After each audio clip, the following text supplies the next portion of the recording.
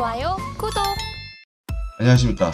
서울경제TV 포커스원의 오민 전문가입니다. 오늘 국내 증시 시황 시작하도록 하겠습니다. 오늘 장중에 지금 현재 움직임 자체가 움직임이 그렇게 좋지는 않습니다. 지금 0.28% 그리고 코스닥 같은 경우에 0.44% 빠져 있으면서 약보합 혹은 이제 약세, 코스닥 같은 경우에는 이제 하락이라고 말씀드릴 수 있겠고 코스피 같은 경우는 약보합선 정도로 이제 말씀드릴 수 있을 것 같은데, 갭상승 이후에 지속적으로 지금 오후 들어서 시장이 약해지는 모습, 그러면서 지금 수렴하는 모습을 보여주고 있기는 하지만, 지금 아직 시장 자체는, 그리고 주말에 대한 리스크, 변동성에 대한 리스크가 또 있기 때문에 이러한 부분들 때문에 금요일 오후장 들어서 지금도 쉽지 않다라고 이제 말씀드릴 수 있겠고, 코스닥 같은 경우에도 지금 증시 종목 같은 경우에는 코스피는 이제 451 종목, 그리고 하락은 이제 비등비등하게 나와주고 있어요. 약보합선에서도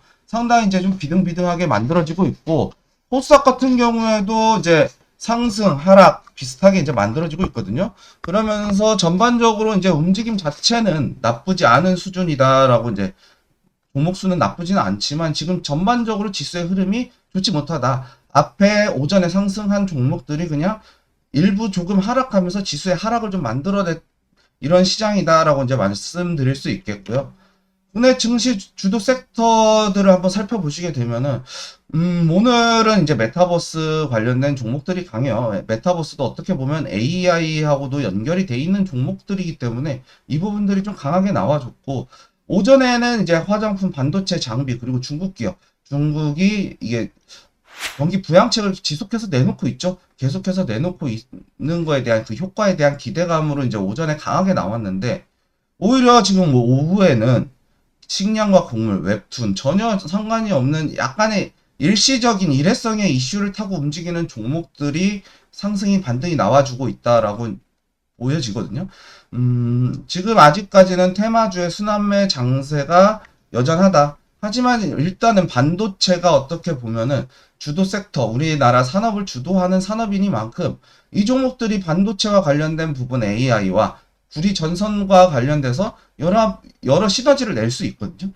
그렇기 때문에 이 부분과 관련된 부분들을 좀 집중해서 봐야 되지 않나 라고 말씀드리도록 하겠습니다.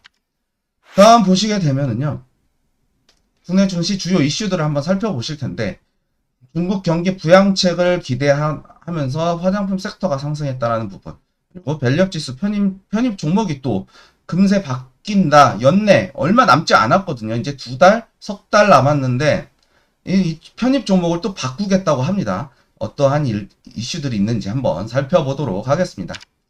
중국 경기 부양책 기대하면서 화장품 섹터가 상승을 하고 있습니다. 중국 경기 부양책 주요 내용들을 살펴보시게 되면요, 통화정책 완화, 부동산 시장 부양, 주식시장 안정화, 이거거든요. 그렇다는 것은 결국에는 이 세 가지를 놓고 봤을 때는 시장의 유동성이 풀려야 되는 부분이에요. 시장의 유동성을 풀어야 되는데 얼마만큼 풀 것이냐에 대한 부분들이 정말 기대감이 좀 있을 수 있다. 하지만 지금 일단 일시적으로 190조 원, 하나로 190조 원 지급준비를 0.5% 인하하면서 190조 원에 대한 이제 장기 유동성이 공급되겠다라는 보도자료를 통해서 지금 화장품, 중국 소비 관련주들이 상당히 좋은 흐름을 나타내고 있죠. 근데 지금 아직까지 이 전반적인 화장품 섹터들로 봤을 때 상승 이후에 하락하고 나서 그 다음에 이 섹터들이 확실하게 반등 나올 수 있는 자리는 아니에요. 그렇기 때문에 아직까지는 조금 더 기다려야 될 것 같다라고 이제 보여집니다. 조금 더 기다릴 수 있다라고 이제 말씀드릴 수 있겠고요. 그리고 중국 같은 경우에 계속해서 디플레이션이 나오고 있어요.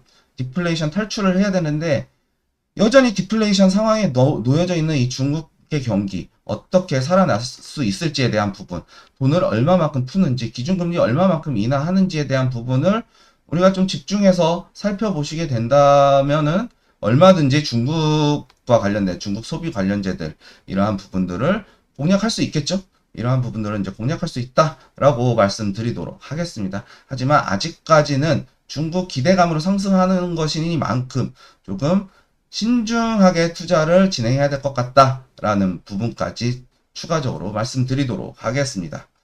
다음 이제 밸류업 지수 편입 종목이 또 변경이 된다고 합니다. 이 밸류업 편입 종목 선정 기준이 상당히 애매하다라고 이제 말이 많았었죠. 그리고 제가 말씀드렸던 대로 경영권 분쟁 중 종목 고려아연이 포함되어 있었어요. 이 고려아연이라는 종목이 포함이 되어 있었고, 이 고려아연 어떻게 보면은 이제 발표 종목의 편입 종목 대상이었을 때는 저 PBR이 종목이 맞았어요. 하지만 주가가 많이 올라왔잖아요. 75만원 근처까지 올라왔죠. 2차 공개 매수 가격까지 이 부분까지 오면서 이 적정 가격, 이 PBR 1배였을 때, 1배 미만이었을 때 주가에 비해서 엄청나게 상승이 나왔어요. 하지만 이 부분을 고려하지 않은 부분이 좀 저는 이제 마음에 안 들었거든요.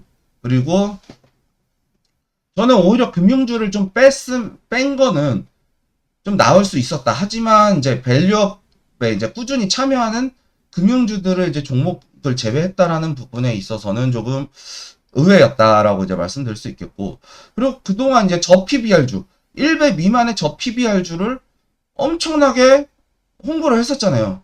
특히 지주사들이 어떻게 보면은 이제 지주사들이 엄청난 수혜를 받았거든요. 이 밸류업 지수, 밸류업 하면서 저평가된 밸류업 얼마든지 수혜를 볼 수 있게 만들어 드리겠다 해놨는데, 그것 때문에 지주사들이 잊혀져 있던 지주사들, 1배 미만의 지주사들 0.3배, 0.5배, 뭐 0.7배야 되는 이 지주사들에 대한 물량이 많이 나왔는데 오히려 이 뒤통수를 치는 꼴이 돼버렸어요. 지주사들이 포함이 그렇게 많이 되지 않았고요.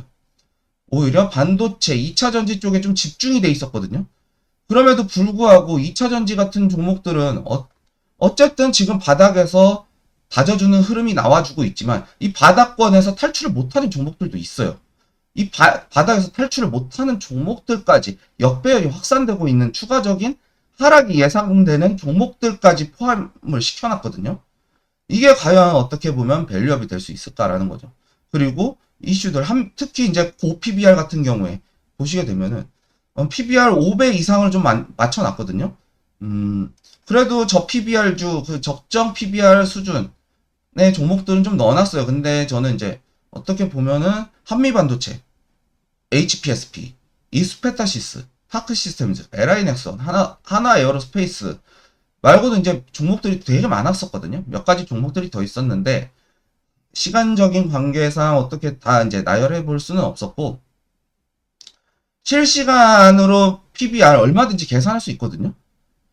BPS 있잖아요. BPS 주당 순 자산 가치, 이 주당 순 자산 가치를 현재 가격으로 나누면 되는 거예요, 그냥. 근데 이것도 하기 싫었나 봐요. 어떻게 보면 고려아연 같은 경우는 지금 PBR이 넘어갔죠. 1배 이상이 넘어갔어요. 그동안 강조하던 1배 미만. 1배 미만을 그렇게 강조하다가 1배 미만을 안 나왔다는 거예요. 오히려 막 8배, 10배짜리도 넣어놨어요. 현재 PBR로 제가 환산을 해봤는데 이 종목 중에는 10배짜리도 있어요. 코스피 지수가 PBR에 어떻게 보면은 적정 주가의 PBR이 한 8배에서 12배 정도 나와요. 그 밑으로는 좀 저평가되었다고 이제 할 수는 있는데 5배 이상은 얼추 나왔더라는 얘기거든요. 그런데 이런 종목들 10배, 실시간으로 10배가 넘는 종목들? 이런 종목들을 넣어놨다는 것 자체가 말이 안 된다는 거죠. 그리고 지속적인 하락하는 종목들을 왜 넣어놨을까요? 지수 일부러 빼려고? 투자 심리? 어떻게 보면은 거래량 없는 종목 묶어놓은 건 맞아요. 거래량 없는 종목들, 시장에 소외받고 있는 종목들, 그런데 우량한 종목들. 근데 이거 너무 기본적 분석에만 너무 의존하지 않았나. 그리고 3개월 전에 대한 데이터에만 어떻게 보면은 3개월 전이잖아요. PBR, PER, BPS 3개월 전이잖아요. 3개월 전의 걸로 현재 걸로 나눌 수는 있어요. 그 장부 가치는 그렇게 쉽게 바뀌지 않기 때문에 실시간으로 반영이 어려운 부분이 있기 때문에 좀 안 될 수는 있지만 어떻게든 지금 현재 주가가 움직이는 그 구간을 전혀 파악을 하지 않았어요. 제가 봤을 때는. 저도 이 밸류업에 관련된 부분들 어떻게 보면은 상승이 가능할 수 있겠다라고 이제 생각을 했었거든요. 그런데 막상 뚜껑을 열어보니 그런 건 아니었다라고 이제 말씀드리도록 하겠고요. 이제 거의 끝나갑니다. 미국 이제 증시 주요 일정을 살펴보시게 되면 오늘 PC가 나와요. PC 발표. 지금 어떻게 보면은 연준의 보험원 이사. 이 사람 집중해야 되거든요. 이 연준의 보험원 이사. 보험원 이사 집중해야 되고요. 그리고 미시간대 소비자 심리지수, 기대지수, 인플레이션. 이 보험원 이사가 어떻게 보면은 인플레이션 다시 튀어오를 수 있다라고 발언을 해놨기 때문에 어떻게 보면 대표적인 매파예요. 보험원 이사. 보험원 이사 이 대표적인 매파인 보험원 이사가 인플레이션 다시 솟구칠 수 있다라는 경고 메시지를 남겨놨거든요. 그렇기 때문에 인플레이션 지표들을 항상 봐야 된다. 이 PC 소비 물가 지수 오늘 물가 지수 오르게 되면은 시장에서 좋지 못한 반응이 나올 수도 있어요. 물가는 떨어지고 고용은 올라가야 되는 상황이 지금 상황이다. 그렇기 때문에 PC 집중해서 봐야 될 필요성이 있다라고 말씀드리도록 하겠습니다. 그리고 내일 시황 전략까지 오늘 시황과 내일 시황 전략 한번 살펴보시게 되면은 경제 지표에 눈치 보는 시장 계속되고 있습니다. 어제 같은 경우에는 어제 나스닥 같은 경우에는 고용 지표에 대해서 눈치를 봤었고 오늘 또 PC가 발표가 되기 때문에 주말에 변동성 플러스 눈치 보는 시장이 나타나고 있다라고 말씀드리도록 하겠고요. 그리고 코스피 지수 제가 이제 봤을 때는 2664였잖아요. 대략 2670선 정도는 유지가 되고 있어요. 지금 이 자리 지켜주는 게 매우 중요하다라고 이제 저는 말씀을 드릴 수 있겠고요. 그리고 경기 부양책 기대감에 따른 중국 소비 관련 섹터가 이제 상승을 했던 시장인데 이 부분이 어떻게든 주말 동안 이슈화가 돼야 되거든요. 이슈화가 되고 그리고 월요일은 주말 동안 나오는 변수들을 활용을 해야 될 것 같습니다. 지금 이스라엘 휴전안 거부하면서 헤즈볼라에 미사일 타격했다. 그리고 전면전이 시작됐다라는 이런 보도자료들이 있기 때문에 이 전쟁과 관련된 이슈들 항상 신경을 써야 된다라고 이제 말씀을 드릴 수 있겠고요. 그리고 오늘 PC 지표 인플레이션 반등 우려 아까 말씀드렸던 보험원 이사가 지속해서 말을 하고 있는 부분이기 때문에 우리 이 부분도 한번 집중해서 봐야 된다라는 부분 다시 한번 강조드리도록 하겠고요. 주말 동안의 변수 확실하게 신경 쓰면서 월요일날 확실하게 성공할 수 있는 투자할 수 있는 수익을 볼 수 있겠다라고 우리가 전략을 잘 세워놓는 한 주간이 되었으면 좋겠습니다. 이상 오늘 국내 증시 시황 마치도록 하겠습니다. 시청해주셔서 감사합니다.